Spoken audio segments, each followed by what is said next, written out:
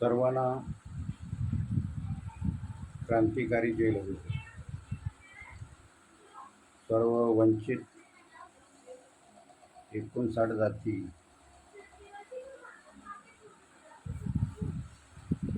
उपवर्गीकरण माननीय सर्वोच्च न्यायालयाने दिलेल्या निर्देशाप्रमाणे उपवर्गीकरण करण्यात यावे याकरिता आणि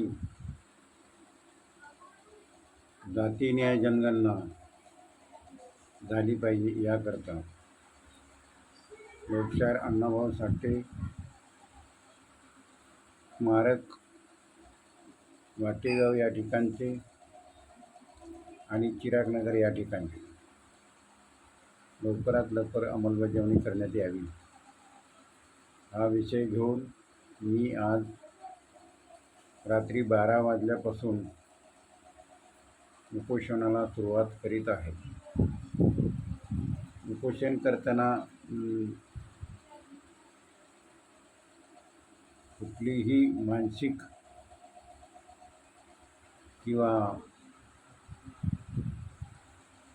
त्याचा कुठल्याही प्रकारे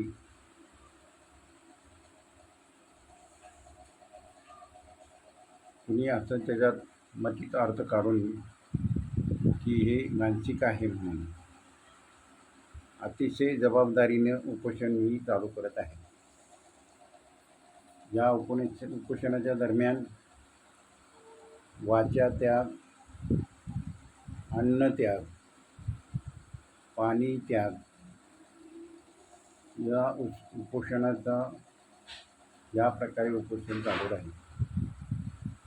येणाऱ्या दसरा विजयदशमीपर्यंत सरकारनं जर दाद नाही घेतली तर देहत्यागसुद्धा करण्यात येईल आणि त्यावेळेस माझ्याबरोबर 25 लोक असतील.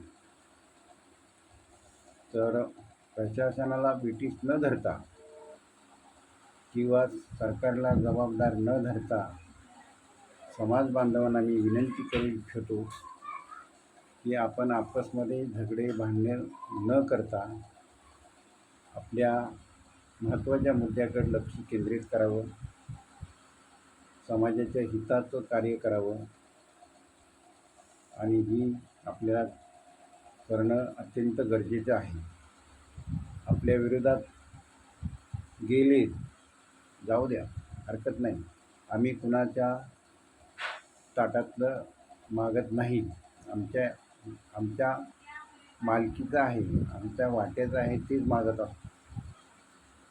परंतु समाजातल्या काही नेत्यांनी आपापसामध्ये मतभेद आहेत ते बाजूला ठेवून सदर आंदोलनाची दखल घेऊन आपण गांभीर्याने दखल घ्यावी ही कळकळीची विनंती आहे. तसंच समाजातल्या पत्रकार बांधवांना समाजापर्यंत आंदोलन पोचवलं पाहिजे ही एक विनंती आहे. 18 जानेवारी 2024 ते 9 फेब्रुवारी 2024पर्यंत आमरण उपोषण आझाद मैदान मी स्वतः केलेलं आहे. सरकारने तसं पत्र दिलेलं आहे. पण कुठल्याही नेत्यांनी त्या उपोषणाच्या दरम्यान कुठल्याही नेत्याच्या वाच्यतून उपोषणाचं नाव घेण्यात आलं नाही. प्रत्येक नेता आपापली बाजू कशी मी काय केलं हे सांगत असतो. हरकत नाही, मला त्याच्याशी कौतुक करण्याची काही गरज नाही. मला नेता व्हायचं नाही आणि मला कुठल्याही प्रकारचा पद नको आहे. पण समाजाच्या हिताचं काहीतरी करायचं आहे ही अशी मला तळमळ वाटते. म्हणून मी ही पाऊल उचललेलं आहे. माझ्याबरोबर 25 लोक आहेत. तर ही उपोषण अतिशय कठोर होणार आहे. या उपोषणाच्या दरम्यान सरकारला वेळीच सरकारने दखल न घेतली तर 25 लोक आम्ही सामूहिक आत्मदहन करणार आहोत. कृपया समाजाने नोंद घ्यावी. सरकार घेईलच पण समाजाने घेतले पाहिजे. त्याचबरोबर तळागाळातल्या समाजातल्या लोकांपर्यंत आपण काय करतोय, नेतेमंडळीचं आता काय चाललं आहे गेल्या 15 दिवसापासून ते आपण सगळे पाहत आहे. आणि नेतेमंडळींनी कुणासाठी झगडतात तेही कळलं आहे. त्याच्यावरती मी बोलू इच्छित नाही, परंतु प्रत्येकाने आपापली कुवत समजून सोबतीप्रमाणे समाजाला 75 वर्षे मागं ठेवलेलं आहे. जे समाजामध्ये आजपर्यंत नेते झाले, आमदार झाले, त्यांनी समाजाचं हित काय केले आणि काय नाही केला त्याचा पाढा वाचून समाजाला दाखवावा. समाजाच्या हिताचं कुठलं कार्य केले आणि आजही काही दिवसात निवडणूक येऊ पाहतील, किती लोकांना तिकीट मिळणार आहे आणि किती आमदार होणार आहेत त्याचं गणित अजून कोणाला कळेल नाही. आणि बरेच नेते प्रत्येक पक्षाच्या पाठीशी लागलेले आहेत, पण महाविकास आघाडी असो किंवा महायुती असो, समाजाच्या कुठल्याही नेत्याला पद आमदार करतील असं कदापि होणार नाही. आणि जरी तिकीट दिली तर ज्या ठिकाणी निवडून येणार नाही त्या ठिकाणी तिकीट देतील. ही समाजाची परिस्थिती आपण सर्वांनी लक्षात घेतली पाहिजे. समाजाची कुणीही दखल घेत नाही आणि हे सरकार फक्त फतवे काढत राहते आणि ते फतवे नुसतेच त्या फतव्यामध्ये हे अर्ध्या हळकुंड्याने पिवळे झालेले नेते वेडे झाले. तर समाजाची ज्यावेळेस शोकांतिका बाहेर पडेल तेव्हा समाज कसा चावरतिडा मारेल आणि वरती सरेक गाठ देईल हे कुणालाच पता लागणार नाही. मांगाचा तिडा म्हणतात, हे ध्यानात ठेवा.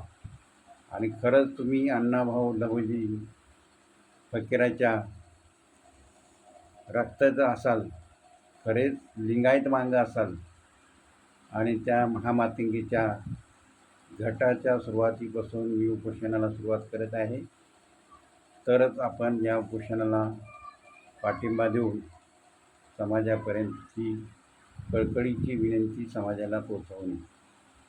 आपल्याला सगळ्याला हीच माझी विनंती असेल. आज रात्री म्हणजेच उद्या 3 ऑक्टोबर रात्री 12 वाजल्यापासून माझं उपोषण मी माझ्या स्वतः घरातून करत आहे, कामराजनगर साईनाथ बिल्डिंग येथून. कुठल्याही पोलीस प्रशासनाला किंवा कुठल्याही सरकारी यंत्रणेला विटीत धरणार नाही. मी माझ्या स्वतःच्या जबाबदारीवरून समाजाच्या हिताचं काम मी हाती घेतलेलं आहे. संविधानाच्या चौकटीत जो मला डॉक्टर बाबासाहेब आंबेडकरांनी अधिकार दिला आहे त्याप्रमाणे मी ते उपोषण चालू करत आहे. सर्वांनी नोंद घ्यावी. थांबतो. आज तिथून पुढं माझी वाच्याचा त्याग असणार आहे, अन्न त्याग असणार आहे, पाणी त्याग असणार आहे. सर्वांना क्रांतिकारी जय हो.